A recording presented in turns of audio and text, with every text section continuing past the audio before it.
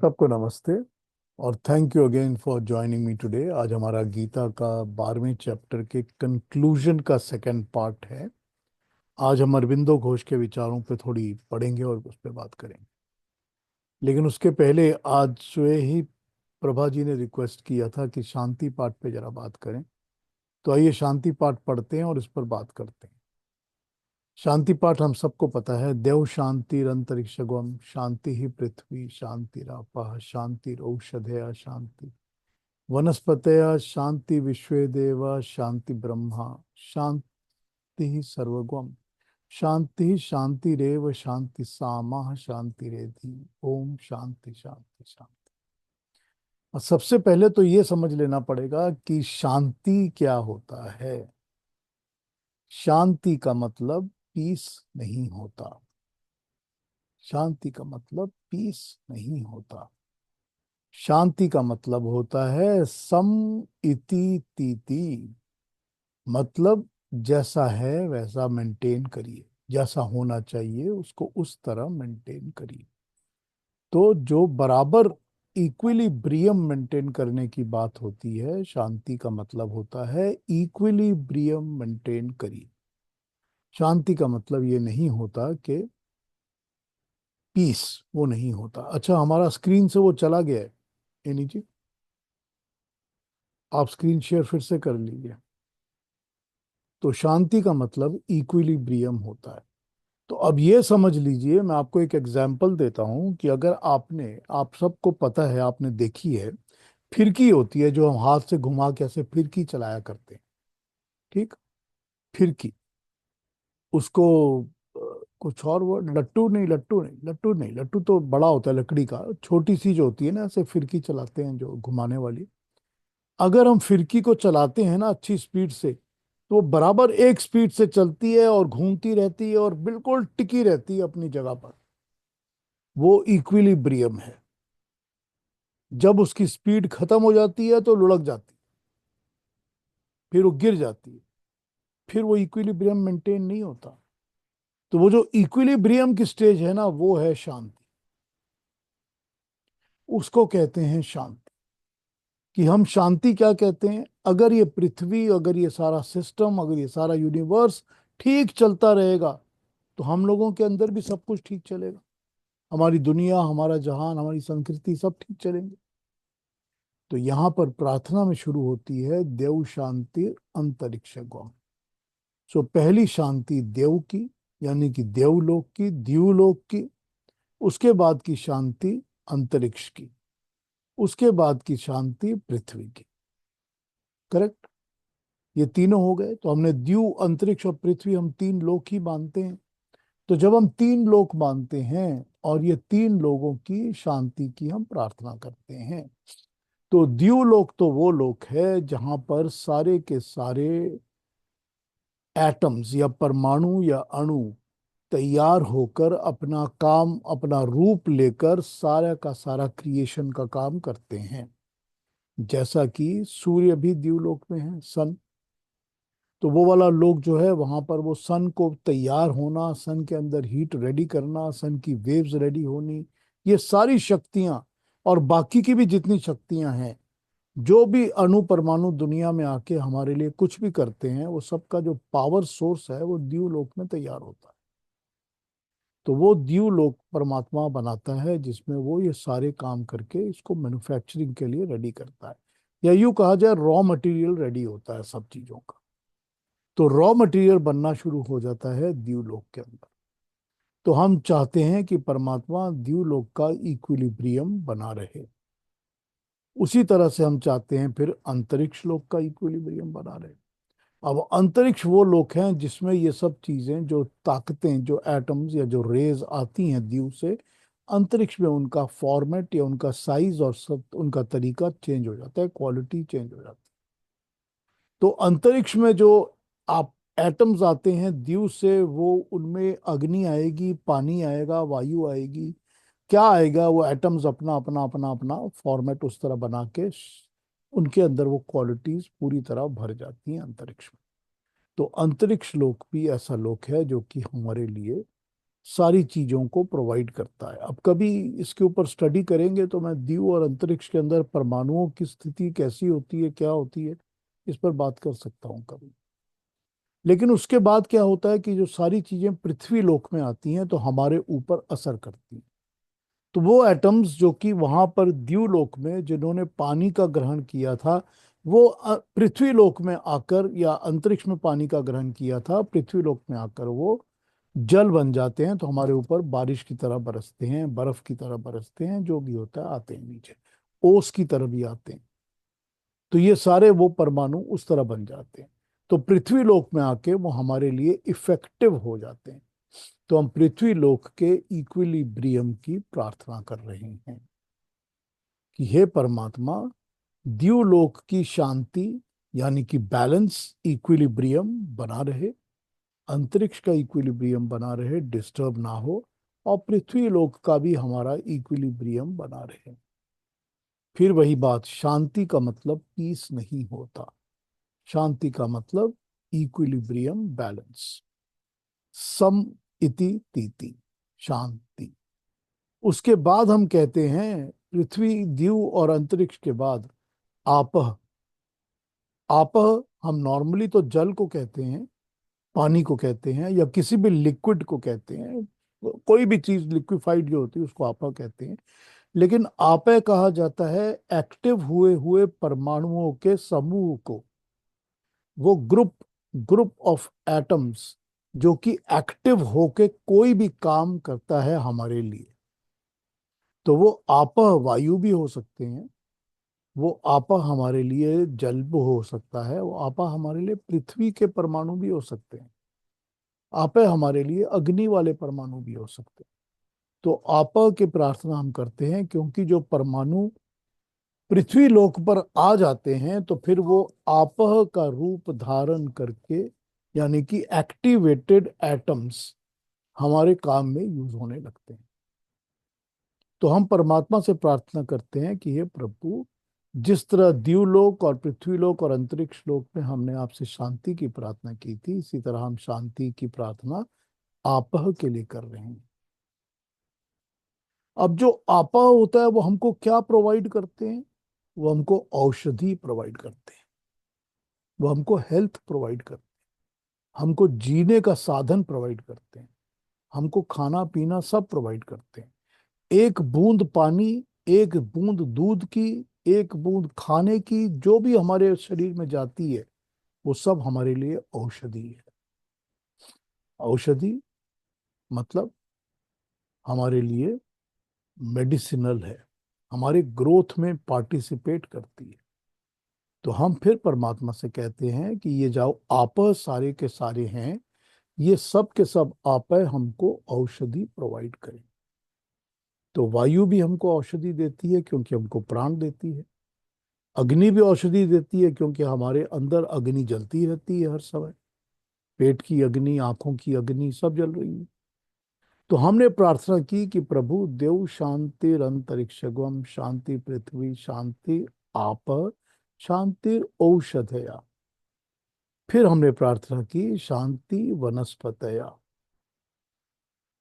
तो वनस्पति जो हैं, जितने भी वनस्पति, वनस्पति उसको कहते हैं जो कि कोई भी तरह की ग्रीनरी होती है, चाहे वो पेड़ हों, पौधे हों, या लताएं हों, या कोई भी चीज की ग्रीनरी जो होती है, घास वगैरह सब, एवरीथिंग कम्स इन वनस्पति।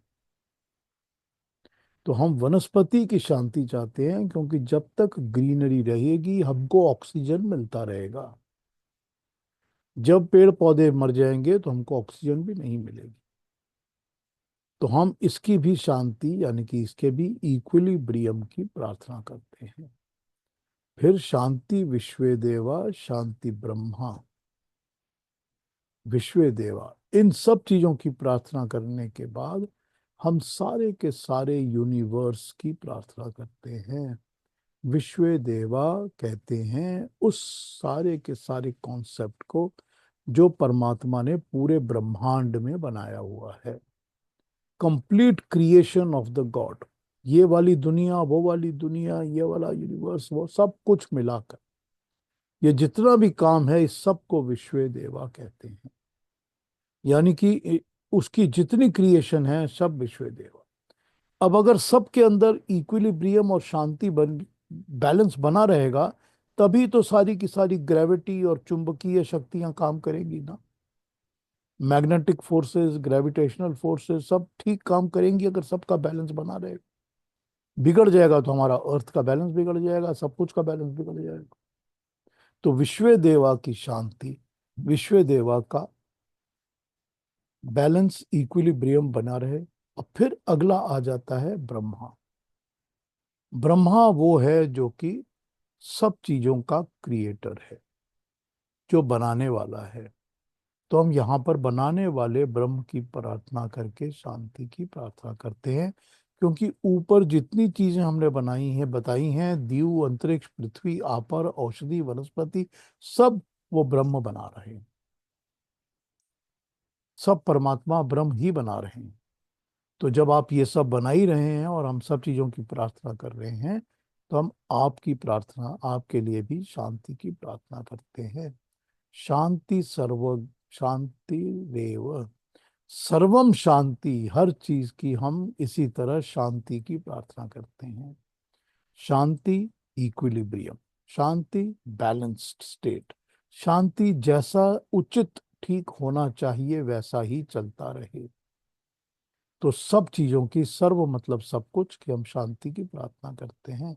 शांतिर एव, इनका भी, एव ये भी, शांत सामा, ये सब मिलाकर, सामा मतलब ये सारे के सारे मिलाकर, शांतिर एधि, और इनकी और हमारी सबकी एक बराबर शांति, जो रह गया उसकी भी शांति। एधि, शांतिर एधि, जो भी है, जो भी बच गया, उस कण की, हर एक पार्टिकल की, सब कुछ की शांति। ओम शांति शांति शांति। तो ये हमारा शांति पाठ है। अब प्रभा जी ने आज कहा तो मैंने शांति पाठ पर बात कर ली है।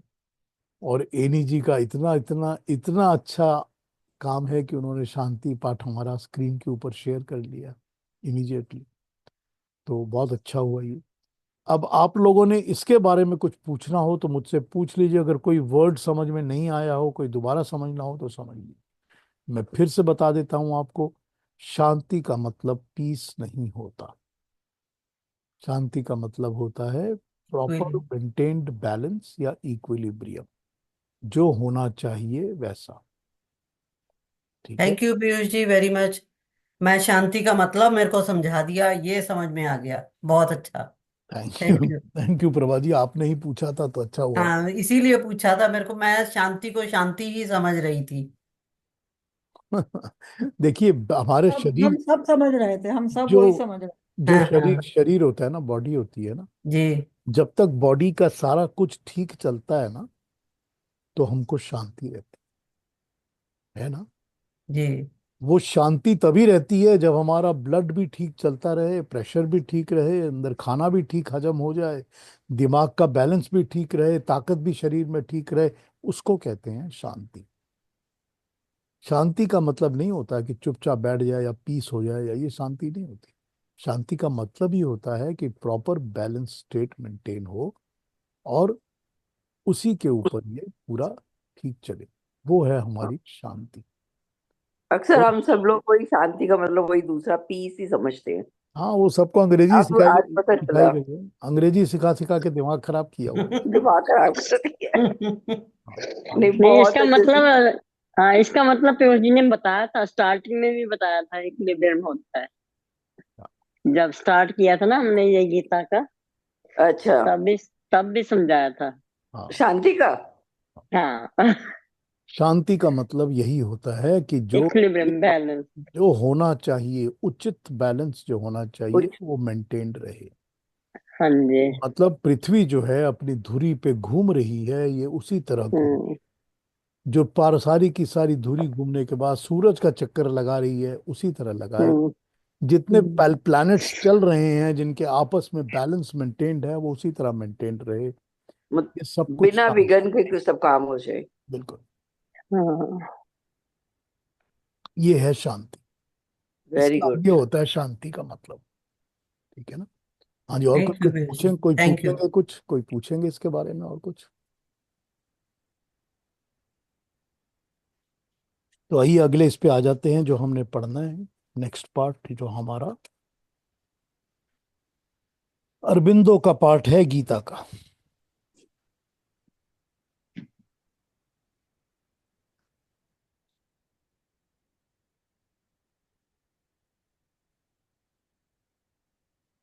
ये देखिए, बड़े अच्छी बात ये होती है कि ये शांति पाठ में जितनी चीजों की शांति की हम प्रार्थना कर रहे होते हैं, वो सभी चीजें डायरेक्टली हमारे शरीर को, हमारी पृथ्वी को, हमारी एटमॉस्फेयर को, हमारे जीवन को अफेक्ट करते, सबके सब डायरेक्टली अफेक्ट करते। तो अगर सबका बैलेंस मेंटेन रहे और सब ठीक रहे तो हमारी जिंदगी ठीक चलने वाली, यही होती है बात।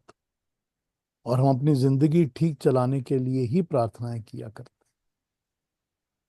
आइए 12th चैप्टर के कल वाले जो बातें हुई थी उसके ऊपर कुछ पूछना है किसी को?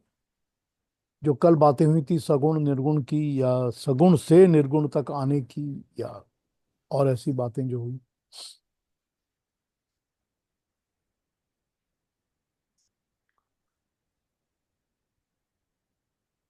या बुद्ध वाली जो बात हुई थी कि शुद्ध सगुण से निर्गुण बुद्ध ने कैसे बताया वो। वो कुछ ऑर्डर करनी है मेडिसिन अभी। हाँ जी, ठीक है। चलिए मैं इसको पढ़ना शुरू करता हूँ फिर। ज्ञान योग, भक्ति योग, कर्म योग, इसके ऊपर अरविंदो घोष के विचार। 12वें अध्याय में श्री कृष्ण से अब तक सुनने उपदेश से एक शंका उठ खड़ी होती है। शंका का श्री कृष्ण ने उत्तर दिया है। श्री अरविंदो का कहना है कि इस अध्याय में के मर्म को जानने के लिए ये जानना आवश्यक है ये शंका क्या है और शंका का उत्तर क्या है। शंका मतलब क्वेश्चन, डाउट क्या है, और उसका उत्तर जवाब क्या है। व्यक्त और अव्यक्त की उपासना में किसकी उपासना श्रेष्ठ है। गीता के पिछले 11 अध्यायों में दो परस्पर विरोधी प्रतीत होने वाली बातें कही गई हैं। एक बात तो ये कही गई कि भगवान अव्यक्त है, अनादि है, अनिर्वचनीय है, अरूप है, अनिर्देश्य है, यानी कि देखा नहीं जा सकता, समझा नहीं जा सकता, पकड़ा नहीं जा सकता, सामने नहीं आता करता, अनादि है, पैदा नहीं होता, अनंत है, मरता नहीं कभी, अरूप है, जिसका कोई रूप नहीं है, जिसकी कोई डायरेक्शन ऐसा नहीं कि लेफ्ट में है, राइट में है, ऊपर, सब जगह है। तो ये बातें बताई गई हैं भगवान के बारे में। अब दूसरी बात 10वें और 11वें अध्याय में ये कही गई कि जो कुछ दिखता है वो विभूति रूप है और विश्व रूप जगत है, ये भगवान है, ये कृष्ण है, पुरुषोत्तम है, स्वयं भगवान। तो जो भी कुछ दिखता है वो उसकी विभूति है, उसकी क्रिएशन है, उसका विशेष रूप है।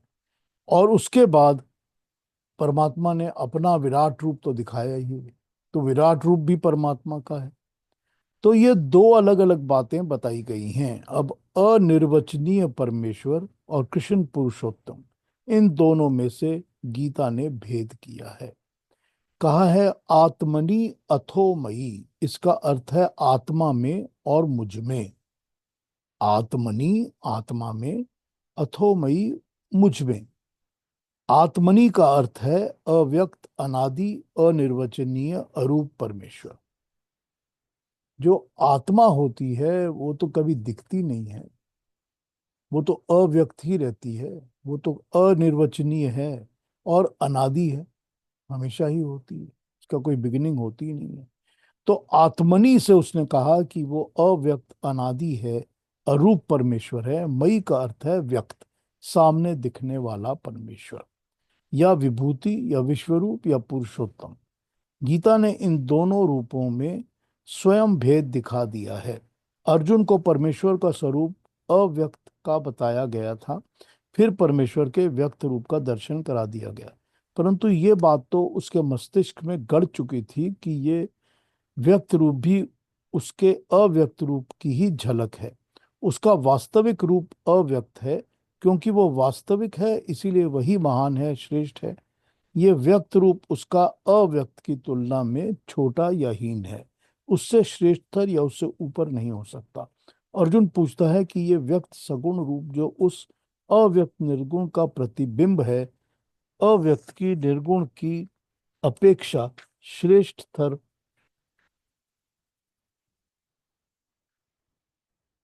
क्यों कर हो सकता है, कैसे हो सकता है? श्रेष्ठता तो उसे ही मानना चाहिए जो यथार्थ यथार्थ सत्य है। और यथार्थ सत्य जैसा है, कृष्ण तुमने बार बार कह चुके हो कि परमात्मा अव्यक्त निर्गुण रूप है। वेदांत और गीता के अंदर जो डिफरेंस है उसके बारे में अरविंदो घोष का कहना है कि अव्यक्त निर्गुण रूप ब्रह्म वेदांत का दृष्टिकोण है। गीता का दृष्टिकोण वेदांत के दृष्टिकोण से अलग है। वेदांत के अनुसार परमात्मा आत्मा में, आत्मा जो है वो परमात्मा में जाकर मिट जाता है, मिल जाता है। गीता के अनुसार आत्मा और परमात्मा एक ही भूत हो जाते हैं। इन दोनों दृष्टिकोणों में फर्क है। गीता कहती है माम एति, आत्मा मेरे पास आता है। गीता कहती है ज्ञातुम दृष्टुम तत्वेन प्रवेष्टुम, आत्मा पहले उस ब्रह्म तत्व को जानती है, जानने के बाद उसको आमने सामने देखने लगती है। जब उसे आमने सामने ठीक से देख लेती है तब वो उस तत्व ब्रह्म में प्रविष्ट हो जाती है। गीता में जगह जगह विशति, प्रविष्ट हो जाना का प्रयोग हुआ है। आत्मा का परमात्मा में प्रविष्ट हो जाना तथा उसका मिट जाना, ये दो अलग अलग बातें हैं। योग दर्शन की दृष्टि से मुक्ति में सायुज्य, सालोक्य, समीप्य तथा सादृश्य, ये चार अलग अलग स्टेजेस बताई हैं। सायुज्य में जो आत्मा परमात्मा में खप जाता है, ये वेदांत की मुक्ति कही जा सकती है। सालोक्य का अर्थ है उसी लोक में निवास करना। गीता कहती है निवसिष्यसि मयि एव, मुझ में ही निवास करता है। इस दृष्टि से गीता की मुक्ति का रूप सायुज्य ना होकर सालोक्य मुक्ति का है। श्री अरविंदो का कहना है कि क्योंकि गीता के अनुसार आत्मा ऊर्ध्वरूपी विकास में परमात्मा में प्रविष्ट हो जाता है, उसी में निवास करने लगता है, इसीलिए परमात्मा के कार्य ही आत्मा के कार्य हो जाते हैं। इसीलिए आत्मा परमात्मा का समान, उसका निमित्त बन जाता है, कॉज बन जाता है। इसी को गीता ने निमित्त मात्र भव सव्य साचिन कहा है। जब आत्मा परमात्मा में प्रविष्ट हो गया, उसने अपना अहंकार त्याग दिया, पर ब्रह्म की ज्योति से ही वह जगमगाने लगा। तब आत्मा के कर्म का संचालन वही भगवान करने लगता है। इसके विपरीत वेदांत के दृष्टिकोण से जो परमात्मा पर अवलंबन न लेकर उसने ज्ञान का अवलंबन लेता है, लक्ष्य तो वही व्यक्त अनिर्देश्य अरूप निर्गुण ब्रह्म ही रहता है, परंतु उसे ये सारी चढ़ाई अपने आप चढ़नी पड़ती है। उसे हाथ लगाने वाला, सहारा देने वाला कोई नहीं है। इसीलिए गीता के अर्थ में वेदांत का मार्ग ज्यादा कठिन है और अलग है। कठिन के साथ साथ इसीलिए निस्सार है, क्योंकि वेदांत के अनुसार तो उसे ऊंचाई पर अकेले चढ़कर वो परमात्मा के साथ एकात्म होने के स्थान पर स्वयं मिट जाना पड़ता है, समाप्त हो जाना पड़ता है, उसकी सत्ता ही नष्ट हो जाती है। अब ये कॉन्सेप्ट को इन्होंने क्या किया है कि वेदांत के कॉन्सेप्ट से कंपेयर किया है। वेदांत कहता है कि जब परमात्मा की प्राप्ति होने की बात होती है तो आत्मा जो है वो मिट जाती है, नष्ट होकर खत्म हो जाती है। लेकिन गीता कहती है कि वो नष्ट नहीं होती, वो परमात्मा के अंदर प्रविष्ट हो जाती है, वो अंदर घुस जाती है, अंदर ही चली जाती है। और जब वो अंदर चली जाती है तो आत्मा के सारे काम वही होते हैं जो परमात्मा करवाना चाहता है, यानी कि वो परमात्मा का वाया मीडिया बन जाती है। अब इस बात को जरा सोच के देखिए कि जब एक आत्मा, कोई भी एक आत्मा परमात्मा का वाया मीडिया बन जाती है तो वो वही कर्म करती है जो परमात्मा उससे करवाना चाहता है। यही तो भगवान कृष्ण ने अवतार कहा है ना, इसी को तो उन्होंने कहा है ना कि वो अवतार होता है। तो जब वो अवतार होता है तो आत्मा तो होता ही है ना। ये दूसरी बात है कि वो परमात्मा के कर्म कर रहा होता है, क्योंकि वो परमात्मा में प्रविष्ट कर गया है। और परमात्मा में प्रविष्ट भी तब करता है जबकि उसका अपना अहंकार पूरी तरह नष्ट हो जाता है। अहंकार अपनी इंडिविजुअलिटी, अपनी पर्सनल इंडिविजुअलिटी जब तक रहेगी वो परमात्मा में प्रविष्ट नहीं हो सकता। तो अपनी इंडिविजुअलिटी को तो मिटाना ही पड़ेगा। और इसके अलावा ज्ञान और भक्ति दोनों ही चाहिए परमात्मा तक पहुंचने के लिए। ज्ञान भी चाहिए, भक्ति भी चाहिए, और कर्म तो चाहिए ही चाहिए। तो ये दो अगर सब मिल जाएंगे एक साथ तभी परमात्मा की प्राप्ति हो सकती है, वरना नहीं हो सकती। तो इस चीज को इस तरह से यहाँ पर अरविंदो ने प्रेजेंट किया है। आगे पढ़ता हूं कि क्या कह रहे हैं ये। आगे ये कह रहे हैं कि तीनों मार्गों का समन्वय है। श्री अरविंदो का योग समन्वय योग, इंटीग्रल योग कहलाता है। श्री अरविंदो का कहना है कि ज्ञान योग, भक्ति योग, कर्म योग के श्रद्धालु भक्त व्यर्थ एक दूसरे से लड़ा करते हैं। ज्ञान योग की ध्वजा फहराने वाले वेदांती भक्ति योग को हीन मानते हैं और वो कहते हैं कि भक्ति मार्ग के लोग बुद्धिहीन होते हैं, अंधों की तरह परमेश्वर को पाने के मार्ग पर दौड़ते रहते हैं। यही कारण है कि परमात्मा का नाम लेने वाले अंध भक्तों ने सांप्रदायिकता के अंधेपन तथा धर्म के नाम पर संसार में अन्य मतावलियों पर अत्याचार किया है। बुद्धि का सहारा न लेकर भक्ति के मार्ग पर चलने वाले ये धर्म ध्वजी सिर्फ परमात्मा के नाम की तोतों की तरह रट लगाते रहते हैं, ये सत्य को नहीं पा सकते। ज्ञान मार्गियों ने भक्ति मार्ग पर ये आक्षेप कुछ अंश तक ठीक भी है, परंतु श्री अरविंदो का कहना है कि जिन भक्ति मार्गियों पर ज्ञान मार्गी आक्षेप करते हैं वे पूर्ण तथा शुद्ध अर्थों में भक्ति मार्गी नहीं है। वे भक्ति मार्गों की गलियों के चक्कर काट रहे हैं, वो भक्ति मार्गी लोग नहीं हैं। भक्ति मार्गी के राजपथ पर नहीं पहुंचे। भक्ति मार्गी ज्ञान मार्गियों को हीन दृष्टि से देखते हैं। देखिए अब यहाँ पर यह है कि जो सच्चा, थोड़ा सा इस पर डाइग्रेस करता हूं, कि जो सिर्फ उसका नाम लेकर और उसके नाम पर ही ये सोचते हैं कि जब हम उसका नाम लेकर सब काम कर रहे हैं तो हमको काम करने के अधिकार मिल गए। अब वो जब काम करने के अधिकार और हर काम को उसके नाम पर बोलकर कर देते हैं तो होता क्या है? तो होता यह है कि वो अपने आप को भक्ति मार्गी तो कहते हैं, लेकिन वो भक्ति भी नहीं कर रहे और ज्ञान भी नहीं। ज्ञान से वो छूट गए। ज्ञान से इसलिए छूट गए क्योंकि अगर ज्ञान होगा तो वो सिर्फ उसके नाम पर वैसे कर्म नहीं करेंगे जो वो करते हैं। अथॉरिटेटिवली डिक्लेयर करना कि मैं रिलीजन के नाम पर, मजहब के नाम पर, धर्म के नाम पर ये कर रहा हूं, जबकि जबकि जो बताया गया है धर्म वो बिल्कुल उससे अलग है।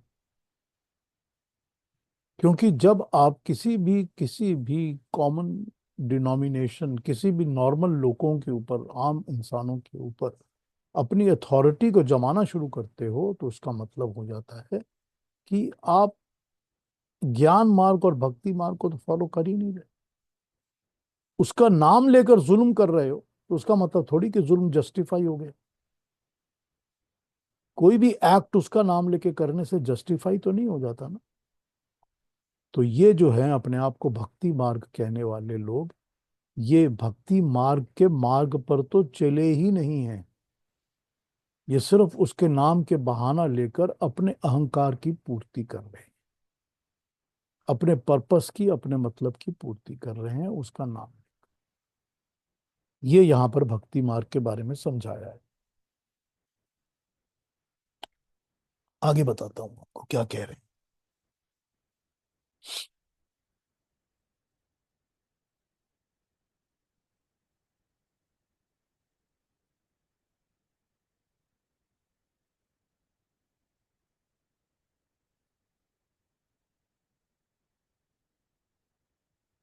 भक्ति मार्गी लोग कहते हैं कि ज्ञान मार्ग शुष्क तर्क और वितंडावाद में उलझा रहता है।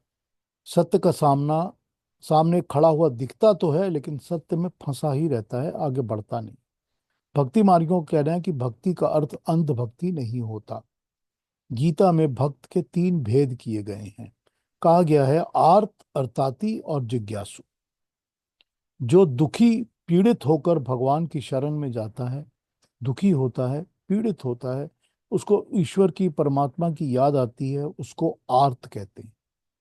जो किसी प्रयोजन से, किसी मतलब से, किसी अर्थ की प्राप्ति के लिए परमात्मा से प्रार्थना करता है, उसको अर्थार्थी कहते हैं। अर्थी, अर्थार्थी। जो भगवान से प्रेम में लीन होकर उसको जानना चाहता है वो जिज्ञासु है। जो परमात्मा को जानना चाहता है, जानने में ज्ञान तो आ ही जाता है। तो जो परमात्मा में लीन होकर परमात्मा को जानना चाहता है वो जिज्ञासु है। तो जो भक्त होते हैं वो या आर्त होते हैं, या अर्थाती होते हैं, या जिज्ञासु होते हैं। ये हमने पहले पढ़ा हुआ है, पहले प्रयोजन के लेसन्स के अंदर। जिज्ञासु भक्त वो है जिसमें भक्ति मार्ग के साथ साथ ज्ञान मार्ग मिल गया है। जैसा हमने कहा कि श्री अरविंदो के योग में कर्म, ज्ञान और भक्ति का समन्वय है, इसका कोई विरोध नहीं है। उनका योग समन्वय का योग है। उनका कहना है कि गीता में भी इन तीनों मार्गों के मेल को बैठाया गया है, इन तीनों के विरोध को नहीं माना गया। ये सब एक ही है। जो मनोवैज्ञानिक मनुष्य की तीन मानसिक शक्तियां बताते हैं, यानी कि साइकोलॉजिस्ट जो ह्यूमन बीइंग्स की तीन मेंटल पावर्स की बात करते हैं, वो कहते हैं कि विल, नॉलेज और फीलिंग। विल, नॉलेज और फीलिंग, यानी कृति, ज्ञान और इच्छा। विल पावर, नॉलेज ज्ञान, और इच्छा यानी फीलिंग। ये तीनों मनुष्य के अंदर अलग अलग नहीं होती, ये एक साथ ही काम करती हैं। हमें रास्ते पे चलते हुए जब कांटा लग जाता है या कांटे की पीड़ा हो जाती है, तो ये इच्छा शक्ति है। इच्छा शक्ति है जो पीड़न का अनुभव करती है। कांटा लग गया, ये ज्ञान शक्ति है। कांटे को मैं निकाल दूं, ये कृति या विल शक्ति है। ये तीनों एक साथ काम करेंगी तभी कांटा निकलेगा। तो पहली चीज तो ये है कि हमको नॉलेज हो गया, फीलिंग हो गई। फीलिंग हो गई कि कांटा लग गया, नॉलेज हो गई कि ये कांटा ही है, और विल ये है कि उसको मैं निकालूं। अब ये तीनों एक साथ काम करती हैं। ऐसा नहीं कि ये कर रहा है तो वो कर रहा है तो वो नहीं कर रहा। तीनों को एक साथ काम करना है। ये तीनों एक साथ काम करेंगी तभी बात बनेगी। किसी एक बात को पकड़े बैठे रहेंगे तो कांटा नहीं निकलेगा। कृति शक्ति से कर्म योग, ज्ञान शक्ति से ज्ञान योग, और इच्छा शक्ति से भक्ति योग का विकास होता है। कृति शक्ति, काम करने की शक्ति, जिसको एक्शन कहा जाए, उससे कर्म योग। जो नॉलेज होता है ज्ञान योग, जिसको ज्ञान शक्ति का है। और इच्छा यानी जो हमारी फीलिंग्स हैं, वो इच्छा शक्ति से भक्ति का विकास होता है। जब मन में ये तीनों शक्तियां एक साथ मिलकर काम करती हैं, अलग अलग नहीं चलती, तो परमेश्वर को पाने में इन तीनों मार्गों को साथ मिलाकर ही चलना पड़ता है, अलग अलग नहीं चलते। इसीलिए ये कहना कि ज्ञान मार्ग या भक्ति मार्ग या कर्म मार्ग में कौन सा अधिक श्रेष्ठ है, ये गलती है। क्योंकि हर मनुष्य के अंदर ये तीनों ही एक साथ काम कर रहे होते हैं, और तीनों काम करेंगे तभी हमको कुछ मिलेगा। सारा गीता में कहा गया है कि सारा कर्म जाकर ज्ञान में समाप्त हो जाता है। कर्म ज्ञान के बिना पंगु है। कर्म ही कर्म करते रहेंगे, बिना जाने तो सब कुछ करेंगे, तो कैसे हो सकता है। कर्म योग को ज्ञान योग से अलग किया ही नहीं जा सकता। अरविंदो का कहना है कि कर्म और ज्ञान को हम अपनी इच्छा से चलाएं या इन्हें भगवान की इच्छा में लीन कर दें। गीता में इस प्रश्न को उठाकर ही इसका उत्तर दिया गया है। कोई भी कर्म इंसान बिना ज्ञान के नहीं करता, पशु भी नहीं करता। जब ज्ञान मिलता है कि ये कर्म करूं, ऐसे करूं, इससे क्या फायदा होगा, ये सब ज्ञान है, तभी कर्म होता है। तो बिना ज्ञान के तो कोई कर्म करता नहीं। और कर्म और ज्ञान के साथ साथ होता है कि इसको हम अपनी इच्छा से करें। हमारा दिल कर रहा है, हमारा मन कर रहा है, हमारी इच्छा हो रही है, मेरी अपनी फीलिंग्स हैं तो मैं कर रहा हूं। अब प्रॉब्लम यही यहां पर गीता यही उठाती है कि ये हम अपनी इच्छा से करें या परमात्मा की इच्छा से करें। That is all that the question is. अगर हम परमात्मा की इच्छा से कर्म भी करेंगे और ज्ञान भी लेंगे तो हमारा सारा काम परमात्मा के लिए हो जाएगा। और अगर हम अपनी ही इच्छा से सब कुछ करेंगे तो परमात्मा की इच्छा का काम नहीं हो रहा। हमारा कर्म, हमारा ज्ञान कितना छोटा और कितना संकुचित है। मशीन का छोटा सा पुर्जा मेरे छोटे से हाथ से घूम जाता है, और कितना भी घुमा लूं, कितने चक्कर लगा लूं, वो पुर्जा बहुत बड़ी मशीन के पट्टे से जुड़ा होता है। तब वो 1 सेकंड में कई चक्कर काट लेता है, जितना मेरे हाथ में 2 घंटे लग जाएं वो 1 ही मिनट में हो जाएगा काम। अपने कर्म और ज्ञान को मैं अपने छोटे से हाथ से चलाऊं, इसकी जगह मैं उसको बहुत बड़े पट्टे के साथ, परमात्मा के साथ जोड़ दूं। अपने कर्म और ज्ञान के पुर्जे को भगवान के पट्टे के साथ जोड़ दिया, तब मैं भक्ति मार्ग से चल पड़ता हूं, और कर्म और ज्ञान शक्ति, ये तीनों का समन्वय हो जाता है। गीता का कहना है कि कर्म और ज्ञान को अलग नहीं किया जा सकता। कर्म के बिना ज्ञान अधूरा है, ज्ञान के बिना कर्म अधूरा है। परंतु कर्म और ज्ञान अपने आधार पर नहीं टिके टिके रह सकते। कर्म और ज्ञान का रुख भगवान की तरफ करना होगा। अपने कर्म और ज्ञान को ईश्वर उन्मुख करना होगा। अपने को इस भव चक्र के परे हटाकर इस चक्र को चलाने वाले भगवान के कर्म और ज्ञान के साथ अपने को एक कर देना होगा। इसी का नाम भक्ति है। इसी को गीता के 15th अध्याय में भी सर्वभावेन, सब तरह से कहा गया है। कर्म ज्ञान भक्ति सब से अपने आप को परमात्मा के अर्पण करो, ये कहा गया है। तो ये हमारा हो गया है आज की रीडिंग, जो कि अरविंदो की रीडिंग थी। अब इसमें बड़ा सिंपल मैसेज हमको निकल कर आ जाता है, जो कि शुरू से ही गीता हमको बता रही है, जिसके बारे में हमने शुरू से ही चर्चा करते हुए सुना है कि भगवान कृष्ण क्या कह रहे हैं। वो बिल्कुल 2nd चैप्टर में जब अपनी बात कहनी शुरू करते हैं, तो वहीं पर ये कह देते हैं कि कर्मों को बिल्कुल निष्काम करो। जब कामनाएं मिट जाएंगी, जब अपनी कामनाएं खत्म हो जाएंगी, मेरी कामनाएं नहीं हैं ये, तो कामनाएं मिट जाएंगी, तो फिर इच्छा अपनी खत्म हो जाएगी ना। वो जो मेरी इच्छा से मैं सब कुछ कर रहा हूं वो खत्म हो जाएगा, क्योंकि कामना ही नहीं है, इच्छा ही नहीं। तो पहला काम तो ये भगवान कृष्ण शुरू में ही बता देते हैं कि कर्मों को निष्काम करो। फिर बता देते हैं कि कर्म फल से अपने आप को मत जोड़ो। तो कर्म फल से जोड़ना भी तो मेरा अहंकार है ना, मेरे अपना अभिमान है ना। मेरी इच्छा ही है जो मेरे को फोर्स करती है कि देखो मैंने क्या किया है, इसका मेरे को क्या फैंटास्टिक फल मिलने वाला है।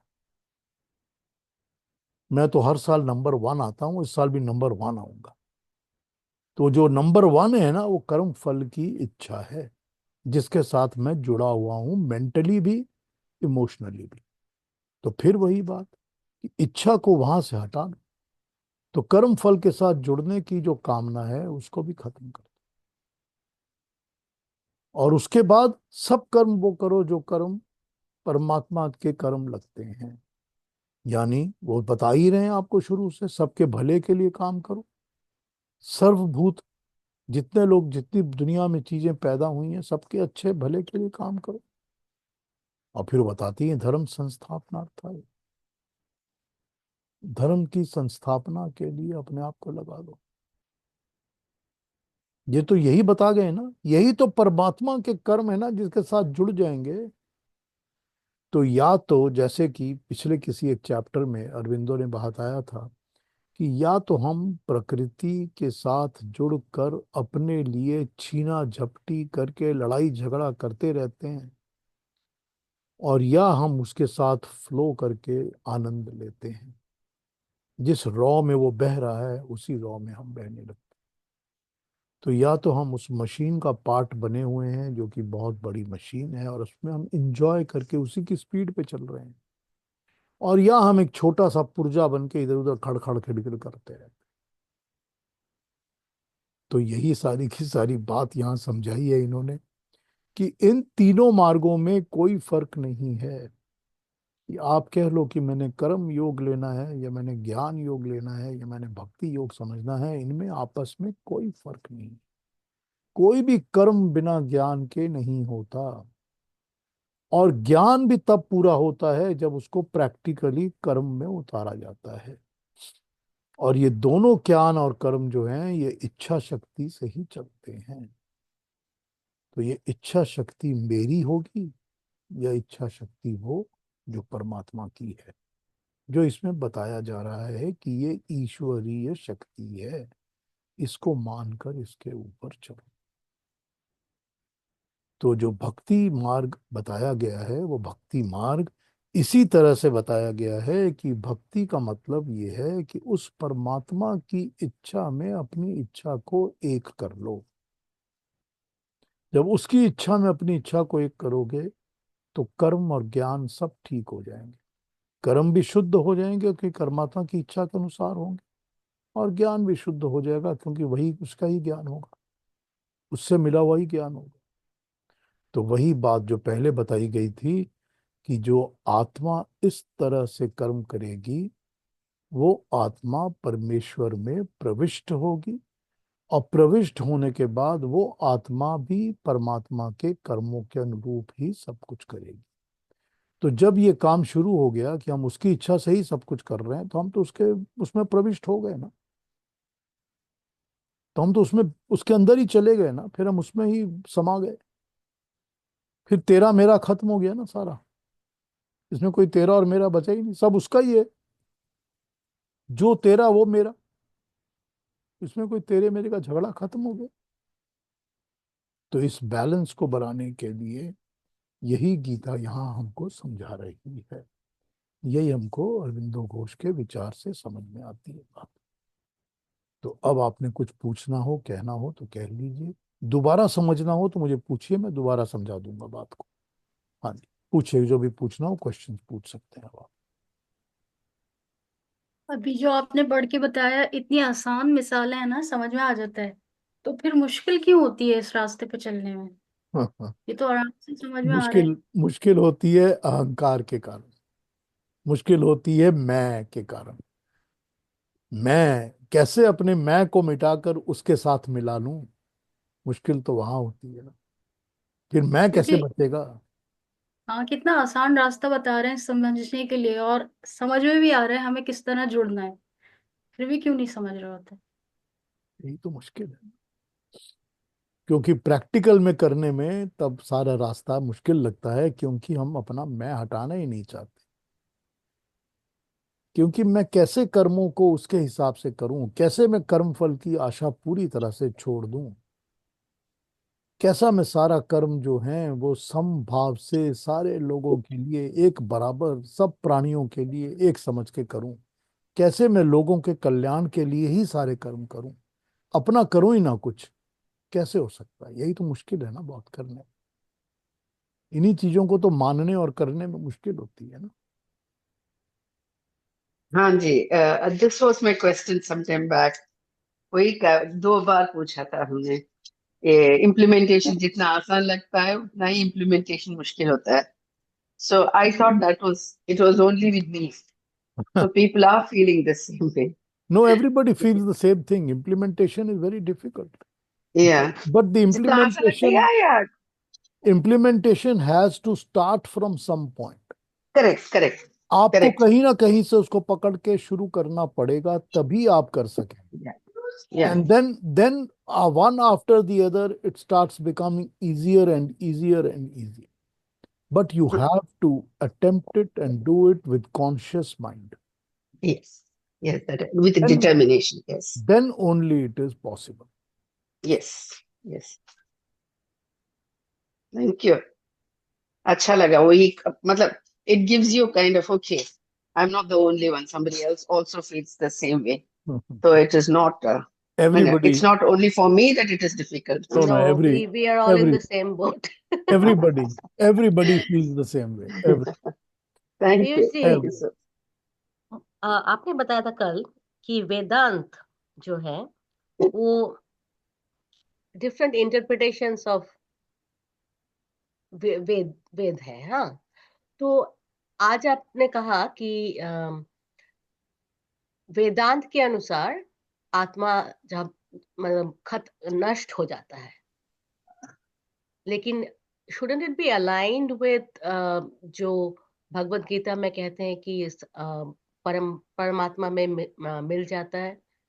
नहीं, देखिए, ये यहाँ फर्क कॉन्ट्राडिक्शन क्यों? फर्क नहीं, कॉन्ट्रडिक्शन ये है वेदांती जो हैं वो वेद का इंटरप्रिटेशन अलग करते हैं, ऐसा नहीं है। वेदांती जो हैं वो ब्रह्म सूत्र जो वेदांत दर्शन है उसका इंटरप्रिटेशन थोड़ा अलग करते हैं, और ब्रह्म सूत्र के इंटरप्रिटेशन के ऊपर ही अपनी प्रिंसिपल्स बनाते हैं, जो कि गलत, अलग अलग इंटरप्रिटेशन के ऊपर अलग तरह के प्रिंसिपल्स बनाते हैं। अब यहाँ बेसिक डिफरेंस ये है कि जब आत्मा परमात्मा में प्रवेश कर जाता है, एंटर कर जाता है, तो हाँ, अपनी एंटिटी, अपनी आत्मा होना खत्म नहीं हो जाता। आत्मा फिर भी होता है, आत्मा भी है और परमात्मा भी है, हम्म, ठीक। लेकिन लेकिन जो वेदांती दर्शन है, वो वेदांती लोग कहते हैं कि आत्मा नष्ट होके खत्म हो जाता है। जब वो परमात्मा से मिलता है तो उसकी एंटिटी वो खत्म हो जाता है, फिर वो नहीं रहता। फिर जब क्रिएशन बनती है तो परमात्मा दोबारा आत्माओं को क्रिएट करके यहाँ पे दुनिया में भेज देता है। हम्म, ये कॉन्सेप्चुअल डिफरेंस है, अच्छा, क्योंकि जो वैदिक फिलॉसफी है वो कहती है कि जीवात्मा अलग एंटिटी है, परमानेंट है, आदि अनादि है, अनंत है, कभी पैदा नहीं होता, कभी मरता नहीं। जैसे परमात्मा भी अनादि और अनंत है, और जैसे मूल प्रकृति के परमाणु भी अनादि और अनंत है। ये तीन चीजें, इसको वो त्रैतवाद कहते हैं, ट्रायोलॉजी। तीन चीजों के ऊपर बेस्ड अपना प्रिंसिपल। हम्म, तो वो त्रैतवाद को रिड्यूस करके जो वेदांती हैं वो द्वैतवाद पे आ जाते हैं कि प्रकृति और परमात्मा तो है पर जीवात्मा तो मिट जाएगा। हम्म, तो ये उनका कॉन्सेप्चुअल डिफरेंस है दोनों के बीच में। अब अच्छा, फिर मुझको ये पता है कि इसको जहाँ अलग अलग जगह आप समझेंगे और अप्लाई करेंगे तो मुश्किल लगेगा, लेकिन लेकिन बेसिक डिफरेंस यही है। अगर आपको ये बेसिक को मानना है ना, तो आपको ये मानना पड़ेगा कि ये तीन चीजें परमानेंट हैं। आत्मा परमानेंट है, जीवात्मा परमानेंट यानी परमात्मा परमानेंट है, जीवात्मा परमानेंट है, और मूल प्रकृति के परमाणु परमानेंट है। हम्म, परमात्मा मूल प्रकृति के परमाणुओं को बढ़ा नहीं सकता, घटा नहीं सकता। हम्म, उनके ऊपर जब अपना तेज डालता है और वो एक्टिवेट हो जाते हैं तो क्रिएशन बननी शुरू होती है। लेकिन वो परमाणु सब जगह हैं और हमेशा रहते हैं। वो उनको ना पैदा करता है, परमाणुओं को ना उनको नष्ट कर सकता है। हाँ, जो बनी हुई चीज है, बनी हुई चीज नष्ट हो सकती है, लेकिन मूल प्रकृति के परमाणु कभी भी नष्ट नहीं हो सकते। और उसी तरह से जो जीवात्मा है, जितनी जीवात्माएं हैं उतनी जीवात्माएं हैं। उनको मोक्ष मिल जाएगा, वो जन्म नहीं लेंगी, ये दूसरी बात है। हम्म, लेकिन जीवात्मा परमानेंट है, अनादि है, अनंत है, हमेशा रहती है, और एक शरीर धारण करके कर्म करती है। तो ये जब वो परमात्मा में प्रविष्ट कर जाती है तो उसको आनंद की प्राप्ति होती है, ईश्वर की प्राप्ति होती है। तभी भी वो परमात्मा, आत्मा जो है वो परमात्मा के अनुरूप, उसकी उसके डिजाइन से ही अपने कर्मों को करती है। मगर जीवात्मा एक इंडिपेंडेंट एंटिटी है। उसको, जीवात्मा के नंबर्स को परमात्मा बढ़ा नहीं सकता, घटा नहीं सकता। तो क्या इसी से हम लोग, आपने पहले जो कहा था शांति, तो हम लोग को किसी को नहीं पता था कि शांति का मतलब पीस नहीं है। तो जो जो आपने बताया वो बहुत ही नया कॉन्सेप्ट है मेरे लिए, तो है ही कि समीकरण बना। तो क्या बोल रही जैसे हैं, क्या बोल रही हैं नीलांजन जी? सुनाई पड़ने दे रहा है? हाँ, बताइए। अभी सुनाई दे रहा है? हाँ हाँ।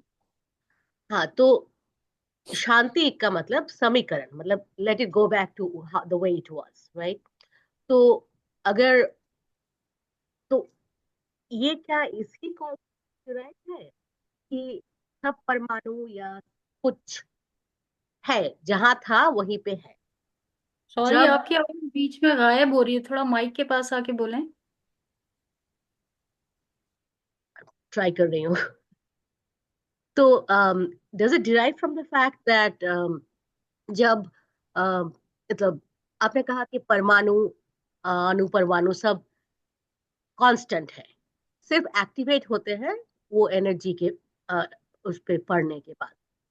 तो यही क्या समीकरण है? तो हम लोग शांति शांति बोलते हैं, लेकिन अगर सब समीकरण में रहे तो शांति ही है। तो जब एक्टिवेट ना हो, but they are present in this universe, तो is that what is shanti? जब हम आपने बड़ा अच्छा क्वेश्चन किया है। इसका मैं थोड़ा थोड़ा सा दूसरी तरह से जवाब देता हूं आपको। जब समीकरण क्रिएशन में होते हैं, जब वो परमाणु होते हैं जिनके ऊपर परमात्मा का तेज पड़ता है और वो एक्टिवेट हो जाते हैं, तो क्रिएशन बननी शुरू होती है।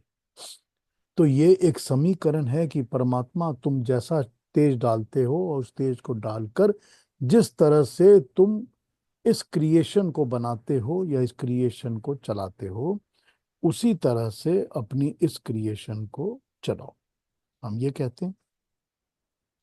तो हमारे लिए ये समीकरण है, यही शांति है कि जैसे बना बना रहे हो वैसे ही बनाओ और वैसे ही चलाओ। लेकिन हम फिर ये कहते हैं कि इस क्रिएशन के अंदर, क्योंकि एक महत तत्व क्रिएट होता है जिसको हम मन कहते हैं, तो प्रकृति का भी एक मन क्रिएट होता है जिससे हम अपने मन को बोरो करते हैं। और प्रकृति का वो मन जो है वो भी चंचल हो सकता है और वो आसुरी शक्तियों को पैदा करता है। तब हम कहते हैं कि भगवान ने जो कल्याणकारी कर्म के लिए सृष्टि बनाई थी, उस भगवान ने अपना एक अलग शक्ति रूप ऐसा बनाया जो ये आसुरी शक्तियों का नाश विनाश करती। तो अब वो जो विनाश करती है उसको हम शक्ति कहते हैं या उसको हम माँ दुर्गा कहते हैं। कि वो क्या करती है कि उसने इस असुर को मारा, फिर इस असुर को मारा, फिर इस असुर को मारा। वो सारे क्रिएशन के बनने के टाइम पर भी जो नेगेटिव फोर्सेस साथ साथ तैयार होती हैं, क्योंकि दोनों तैयार हो जाती हैं। हमारी दुनिया में, जिस दुनिया में हम जीते हैं, इस दुनिया में हमेशा पॉजिटिव नेगेटिव दोनों फोर्सेस रहती हैं और दोनों काम करती हैं। और उन नेगेटिव्स को खत्म करने के लिए ही हम माँ को याद करते हैं, शक्ति को याद करते हैं। तो जो उसको याद करते हैं और कहते हैं कि उनको विनाश करो, वो भी समीकरण है, वो भी तो शांति है ना। शांति तो तभी होगी जब नेगेटिव का विनाश किया जाएगा, तो वो भी तो शांति है ना। तो कॉन्सेप्चुअलाइज तरीके से अगर आप इसको पूरी चीज को समझेंगे, क्रिएशन का डिजाइन, क्रिएशन के हैपनिंग्स, तो ये शांति का समीकरण का आपको मतलब समझ आने लगेगा ठीक तरीके से। ठीक है Niranjan ji? Thank you so much. Piyushi, can I ask you something? Yes, always. Yes, Sita ji. Thank you. मतलब it's not, I don't know if it's directly related to today's talk, but कहते हैं ना कि आपने कहा नहीं, it's a general conceptually accepted that आत्मा मरती नहीं है अगर पुनर्जन्म नहीं है. Okay, if one being leaves the soul leaves the body, उसका अगर according to the karma there is no punarjanam. Sorry, I'm mixing up both languages. Funny. हाँ जी, So, बोलिए। हाँ, तो अगर पुनर्जन्म नहीं है तो उस आत्मा का क्या होगा? देखिए, आत्मा जो है वो या तो वो मोक्ष प्राप्त करेगी और परमात्मा से मिल जाएगी और एक उस स्टेज पे रहेगी जहां उसको जन्म लेने की जरूरत नहीं। तो तभी होगा जब उसके कर्म इस तरह के होंगे कि उसको टोटल बैलेंस ऑफ जीरो हो गया, कि उसको जन्म लेना, शरीर धारण करने का कोई कारण नहीं है। लेकिन जब तक कारण है, वो जैसे हमने श्वेताश्वतर उपनिषद की बात कही थी कि जो ब्रह्म चक्र है, ब्रह्म का चक्र जो है वो चक्र जो घूमता रहता है, आत्मा शरीर को छोड़ के उस चक्र में जाके लग जाती है, फिर घूमती रहती है जब तक उसको एक कर्म के हिसाब से शरीर नहीं प्राप्त होता, फिर वो उसी शरीर में दोबारा आ जाती है। तो जो आत्मा होती है वो जब शरीर छोड़ती है तो उसकी दो गतियां ही हो सकती हैं, one of the two. One, कि वो ब्रह्म चक्र में रहे और दोबारा शरीर धारण कर ले, जो भी शरीर धारण करे। और दूसरी गति ये कि वो इन सब झमेलों से छूटकर मोक्ष की प्राप्ति करे, तो फिर वो शरीर धारण वाले चक्र से छूट जाती है। तो ये सारा का सारा जो ज्ञान गीता में बताया जाता है वो यही बताया जाता है कि किस तरह से मनुष्य मोक्ष की प्राप्ति कर सकता है, इन मरण और बंधन और जन्म और मरण से छूट सकता है। यही सारा ज्ञान हमको देती है गीता। सो आत्मा, ये दो ही गतियां हो सकती हैं, इसके अलावा वो आत्मा कहीं नहीं जाती। ये आप कह सकती हैं, अब मैं I am not an authority but I can say that I have read this in many places, कि आत्मा हो सकती है जिसको कि इवन इन ट्रीज, पेड़ों में भी डाल दिया गया है, तो पेड़ों में भी आत्मा हो गई है। ये भी कहा जा सकता है कि भगवान जिस मर्जी क्रिएशन में उस आत्मा को निवास कराना चाहे करा सकता है, कर्म फल के हिसाब से। कीड़े मकोड़े तो हो ही सकते हैं, पंछी भी हो सकते हैं, जानवर भी हो सकते हैं, पानी के नीचे वाले भी, मछलियां मछलियां भी हो सकती हैं, सब में आत्मा है। तो आत्मा को कौन से रूप में कौन सा शरीर मिलेगा, ये कर्म और कर्म फल ही डिसाइड करते हैं। और ये परमात्मा की न्याय व्यवस्था है, system of justice, that he will give you the body that you deserve because of your actions, karma. So what happens if it doesn't, it's not entitled to enter into a new body? What happens to the memory that it carries with it? तो conflict हो जाता है ना if it enters another नहीं, body. Conflict नहीं होता, conflict There is a memory that it is carrying if it enters another body because it cannot find its own body. So what happens to the conflicting memories that it is carrying and the new memory that मतलब देखिए देखिए देखिए, it's destined to? it does not enter into a body that it does not deserve to enter, or it is not destined to enter. It will always and only enter a body that it is destined by its karma and designed by the justice system of the creator. उसको वही body मिलेगी। तो ये तो हो नहीं सकता कि मैं दूसरी बॉडी में जाना चाहता था पर मैं इस बॉडी में आ गया, मैं वहां जाना, ये नहीं होता। मेरा इसमें कोई राइट और कोई रॉन्ग, मेरा अधिकार है ही नहीं। You and I, we don't control where I am going to take birth. Yes, we control our actions and our deeds, and that can determine that I am going to get a good birth, a good body. But body तो मिलेगी परमात्मा के न्याय व्यवस्था के हिसाब से। बाकी रही मेमोरी, तो जो आपकी मेमोरी आत्मा के साथ लगी हुई है वही मेमोरी दोबारा आ जाएगी।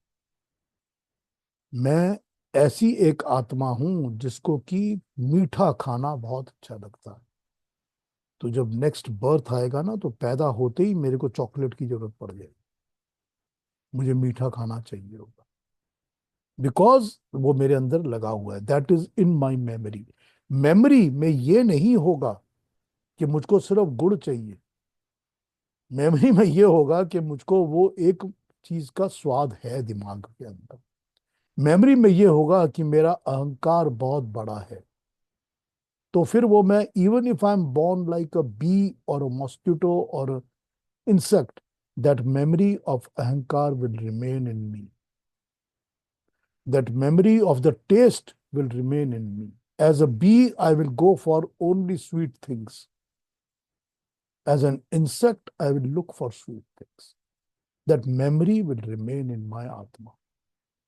उसका निचोड़, उसका क्रक्स, उसका जो स्क्वीज्ड आउट जूस है, अल्टीमेट सेंटर पॉइंट है, वो आत्मा में प्रिंट हो जाए, वो रहेगा। तो मेमोरी तो मैं दोबारा कैरी करूंगा। अब I might be taking birth as an insect, as a bee, as a mosquito, as a cat, as a rat, and then come back to a human form after many, many, many births. I will still carry the same memory. The moment I'm born as a human being, all the memories that I have carried are going to be activated and it will work the same way. The memories do not. Sorry to extend it. मतलब, how do we explain them that a little boy who was born 5 years old says I was born, पिछले जन्म में I was this person, I was a businessman, this is my wife, this was my mother, तो conflict हो गया ना वहां पर. नहीं A little boy talking about पिछले जन्म में नहीं, कॉन्फ्लिक्ट ये क्या है? मेरी वाइफ थी, ये मेरी मदर थी. नहीं, So he's कॉन्फ्लिक्ट कहाँ taking है? back. कॉन्फ्लिक्ट कोई नहीं है ना, उसको अपने पूरे पुराने जन्म की कुछ बातें अभी भी याद है, इसमें कोई कॉन्फ्लिक्ट नहीं है. आप अच्छा. अगर चाहती हैं ना, आप you have to spend probably 6 to 8 months with me, and I will take you to a stage of meditation that you will be able to yourself understand where you were born in the last birth. Mhm. It is not very difficult. It's not desirable. I can't say it's not a good experience, but I know. it's not difficult. जो memory होती है ना, पिछले जन्म की memory, वो कभी कभी पूरी तरह नहीं मिटती और अगले जन्म में कैरी ऑन हो जाती है, लेकिन it is no conflict. It पर वो हमेशा नहीं रहती, इट इज जल्दी खत्म हो ओनली जाती है. It is only to prove the fact that we अच्छा. Are reborn. हम्म. है ना, रीबर्थ है कि नहीं है ना? रीबर्थ तो है ना, पुनर्जन्म Yes. होता है ना, तो जन्म तो लेना पड़ेगा ना बार बार.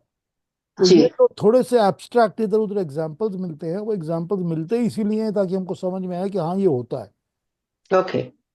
सो Okay. There is no conflict here. And ये जैसे अभी प्रेम जी ने कहा, वो मेमोरी बहुत दिन रहती नहीं है. नहीं, हमारी एक कजन के साथ हुआ था ना, वो कुछ जैसे जैसे बड़ी होती गई सब भूल गई. हाँ, तो यही होता है ना, ऐसा ही होता है. अच्छा. उसको बचपन में याद था, तो धीरे धीरे फिर अपने आप भूल जाते. हाँ, आस्ते आस्ते भूल जाते हैं. हम्म. बहुत Okay. Rare Okay. किसी किसी के साथ होता है. जी जी. That was boggling my mind. Okay. Thank you. Thank अभी you. डाउट्स हैं तो पूछ लीजिए, कोई बात नहीं. नहीं नहीं, I'll get back to you. I don't want to, make no, the ठीक others है. wait. Thank you ठीक. so much. I'll get back to you. Thank हाँ you. जी, और कोई कुछ कहेंगे आज की पूरी बात के ऊपर जो हमने बात की है, भगवान अपने गीता के 12th चैप्टर के भक्ति ज्ञान और कर्म मार्ग के बारे में और अरविंदो के विचारों के बारे में? कोई क्वेश्चन, कोई कंसर्न तो पूछ लीजिए, फिर हम अगले हफ्ते 13वें अध्याय को शुरू करेंगे. बहुत बहुत टफ था आज का सारा, मतलब समझने में जरा टाइम लगेगा और दोबारा सुनना पड़ेगा. हाँ, दोबारा रिकॉर्डिंग सुन लेना. हाँ, रिकॉर्डिंग. हाँ, बिल्कुल बिल्कुल. फिर भी कोई क्वेश्चंस हो तो जरूर पूछना, या ठीक है ना? हाँ जी, और कोई बात? युक्ता जी आपने बीच में ऑन किया था, आपने कुछ पूछना था क्या? पूछना नहीं था, पर यही कह रही थी कि बहुत अच्छा समझाया आपने. बहुत, अब दोबारा सुनेंगे इसको तब जरा दिमाग में बैठेगा. मैं तो समझे बैठा हूँ कि दिमाग में बैठ गया होगा ऑलरेडी. बैठा है, लेकिन फिर वही हो जाता है ना कि टू मनी थिंग्स, तो थोड़ा मनन करना पड़ेगा. कोई बात, कोई बात.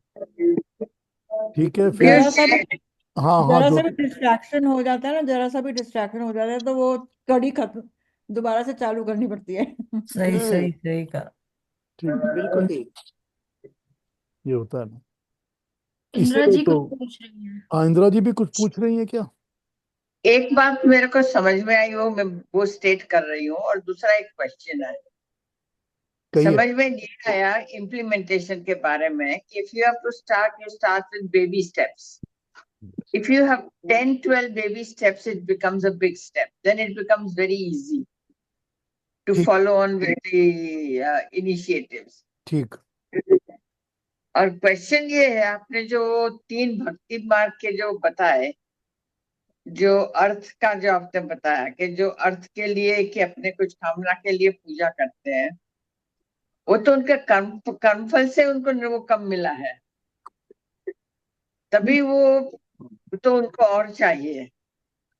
नहीं, ये कैसे समझ? कर्मफल से तो सबको सब कुछ मिला है ना, सबको सब कुछ तो कर्मफल से ही मिला है. लेकिन आप परमात्मा को याद क्यों करते हो? आप परमात्मा को इसलिए याद करते हो कि आप परमात्मा को जानना चाहते हो, या मैं इसलिए पूजा कर रहा हूं कि मेरे को एक प्रॉपर्टी और मिल जाए, मुझको एक बच्चा और मिल जाए, मेरे को और महान पोजीशन मिल जाए, मेरे को एक बीबी और मिल जाए? किसके लिए प्रार्थना कर रहे हो? परमात्मा से. तो अर्थार्थी तो वो हो गया जो कि किसी न किसी मतलब से किसी अर्थ से भगवान को याद करता है। वो इसका एक खत्म हो जाता है, दूसरे के लिए करता है, दूसरा खत्म है, तीसरे के लिए करता है। परमात्मा कहता है जा तेरे को 2 प्रॉपर्टीज और देती, तो बड़ा खुश होता है, और अगली बार कहता है अब 4 दे दो। उसकी तो डिमांड खत्म नहीं होती ना कभी। तो वो तो अर्थार्थी है ना। आप देखिए मोस्ट ऑफ द पीपल जो दुनिया में है वो अर्थार्थी तो है ही है ना, किसी ना किसी पर्पस के लिए ही भगवान को याद करते हैं।